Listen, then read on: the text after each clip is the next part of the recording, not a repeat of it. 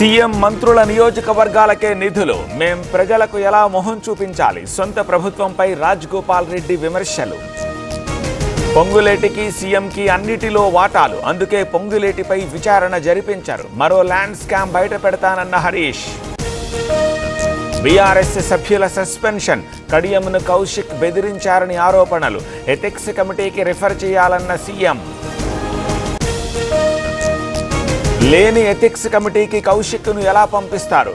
గొంతు వినిపించకుండా సస్పెండ్ చేశారన్న తలసాని. అసెంబ్లీలో కౌశిక్ రెడ్డి తీరు సరికాదన్న బండి. హౌస్ కమిటీ వద్దు, సిఐడి విచారణ వద్దు, ఇద్దరం హైకోర్టు సిట్టింగ్ జడ్జితో విచారణకు వెళతాం. సీఎం రేవంత్కి హరీష్ సవాల్.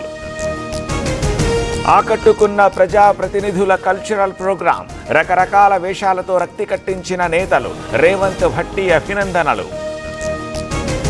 టీడీపీని ఎవ్వరూ ఏమీ చెయ్యలేకపోయారు, వైకుంఠపాళి రాజకీయాలతో తీవ్ర నష్టం, అమరావతిని ఎవరూ కదల్చలేరన్న చంద్రబాబు.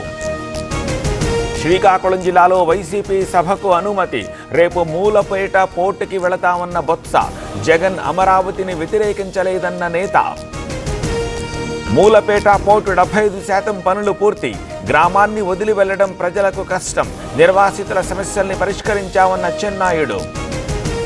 ఉద్యోగుల జవాబుదారీతనం బిల్కి ఓకే, పేరెంట్స్ని పట్టించుకొని ఉద్యోగి జీతంలో కోత, నేరుగా తల్లిదండ్రుల ఖాతాల్లో జమ.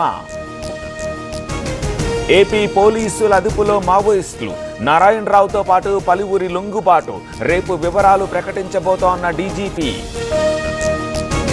హైదరాబాద్లో ఆటో డ్రైవర్ల నిరసన, సమస్యలు పరిష్కరించాలని సెల్ టవర్లకి విన్నపం, అతాపూర్లో భారీగా ట్రాఫిక్ జామ్. రేపు సూళ్లూరుపేటలో చంద్రబాబు పర్యటన, పుదూరులో టిడ్కో ఇళ్ల గృహప్రవేశాలు, అనంతరం లబ్ధిదారులతో సీఎం ముఖాముఖి. బంగారు నగల కోసం అత్త హత్య, ఏమీ తెలియనట్టు నటించిన కోడలు, కామారెడ్డి జిల్లాలో ఘోరం. అధికారమే లక్ష్యంగా డీఎంకే మేనిఫెస్టో, ప్రతి మహిళకు ప్రభుత్వం తరపున 8,000 కూపన్, వృద్ధాప్య పెన్షన్లు 2,000కు పెంచాలని నిర్ణయం.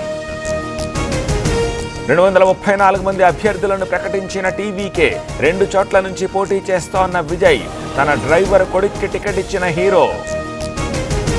చెన్నైలో ఫ్లయింగ్ స్క్వాడ్ తనిఖీలు, ఓ ఇంట్లో దాచిపెట్టిన 1.5 కోటి స్వాధీనం, ఎన్నికల సందర్భంగా కొనసాగుతున్న తనిఖీలు.